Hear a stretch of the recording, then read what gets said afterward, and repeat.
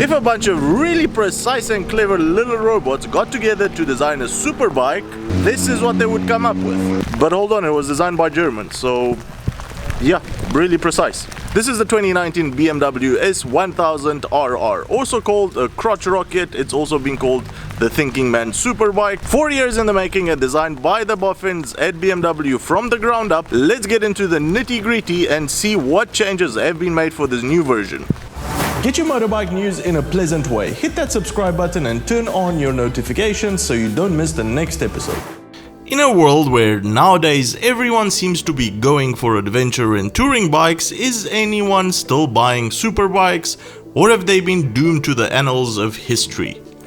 The BMW S1000RR started its life back in 2009 and was made specifically for the Superbike World Championship.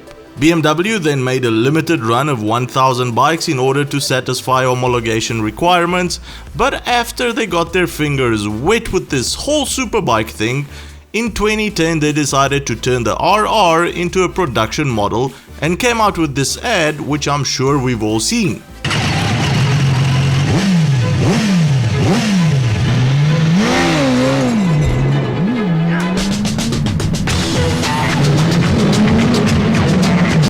For the first time, a street-legal superbike was equipped with extensive rider aids like ABS, riding modes, quick shifter, traction control and more.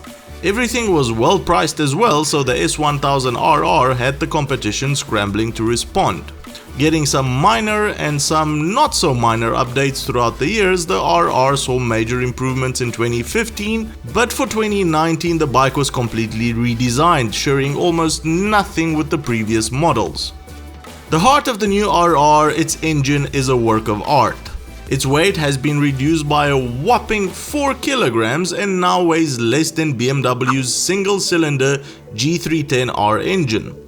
BMW's variable valve timing technology, aptly named Shift Cam, has been added to the equation, and together with the world's first ever hollow bored titanium intake valves, which show BMW's obsessive approach to weight loss and speed resistant rocker arms, this engine has become the new liter bike benchmark for anyone. Together with the new minuscule 8-gram DLC coated finger tappets, the rev range has been upped to 14,600 RPM from 14,200 RPM. Power has been increased to 204 brake horsepower, which is an increase of 8 brake horsepower from the 2018 model, with slightly more power in the middle of the rev range between 5,000 and 8,000 RPM, and again at the top end from 12,500 RPM. However, with the addition of the Shift Cam technology, torque numbers see a massive change in the mid and top end. From 4,500 to 8,000 RPM, a huge spike in torque can be seen, which translates to a huge smile on your face while swinging the bike around curvy back roads. Now all this power would be useless without a proper way to control it. In this department, the Double R is packed to the brink with electronics. Now, even though I'm not a major superbike fan and have limited knowledge of how to pilot one, never once did I feel overwhelmed by the bike. The new 6.5-inch TFT instrument panel is clear, easy to read, with several options of what and how the information is displayed. It's easy enough to navigate, but there's so much going on that it's hard to get to know it properly in just one day. From suspension to throttle response, traction control and wheelie control, which have been separated for the first time ever, engine braking and the 7 different riding modes, there are hundreds of settings to completely customize the ride best suited to you and your riding style. The bike is packed with electronics to make your ride safer and more fun at the same time. The new RR gets an all-new chassis called the Flex Frame, which relies a lot more on the engine as a load-bearing component. The Flex Frame contributed a lot to the huge weight reduction of the bike compared to the 2018 model, making the 2019 model the lightest machine in its class. The wheelbase is almost 1 centimeter longer than before at 1441 millimeters, and there's a new underslung swing arm forcing the rear tire harder into the tarmac while on the gas. The rear shock, which is mounted vertically, isn't bolted to the main frame, and the fork is a new 45mm USD design. There's optional DDC electronic damping control available with computer-controlled semi-active damping linked to the overall rider modes. To further prove BMW's obsession for allowing the rider to completely set up this bike any way they want, the shock's internal shim stack can be altered as on high-end non-electronic shocks to work alongside the electronic systems, an adjustment which wasn't possible before. In the brake department, BMW has taken the same direction as on most of its other bikes by dropping Brembo on the front and replacing them with Hayes. Before we get any conspiracy theories started in the comments, this is part of how BMW goes about doing things. They don't grab and tweak off-the-shelf components, but rather go to several suppliers with their required theoretical specifications and pick one that actually achieves their required results. The advantages for BMW for this is that their R&D costs for that specific component drop to zero, while their strict specifications are still met. I can say I agree with this, but hey, if it works, it works. So for the RR, looking at the brakes, the company Nissin still delivers the front master cylinder, Brembo delivers the discs, and now Hayes is in charge of the calipers. In this configuration, all of BMW's specifications for the braking system have been met and the brakes are phenomenal. Simple as that. The adjustable lever gives superb feedback, while the 6-axis sensor linked to the bike's computer is doing all of the clever work to keep the suspension from diving, the rear wheel from lifting, and the tires from losing any grip. A remarkable dance worthy of an Oscar,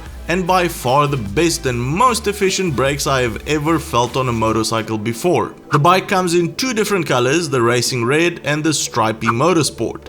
The base bike comes with dynamic traction control, race ABS, and the 4 base riding modes: rain, road, dynamic, and race. There are also different packages that you can configure your bike with. BMW has moved on from its HP4 terminology to its more car-oriented and much better known M status. The M package adds carbon fiber wheels, chassis kit with rear ride, height adjustment and swinging arm pivot, a lightweight lithium battery, a few extra riding modes, motorsport paint finish, and a sport seat. The dynamic package adds next generation dynamic damping control, heated grips and cruise control, while the race package adds pro riding modes, an M forged wheel, a lightweight battery, and the special chassis kit with the rear ride height adjustment and the swinging arm pivot. In US dealerships, prices for the base version start from $17,000, but you wouldn't want to leave your race monster going around the track in crutches, now would you? The special M package will set you back another $3,700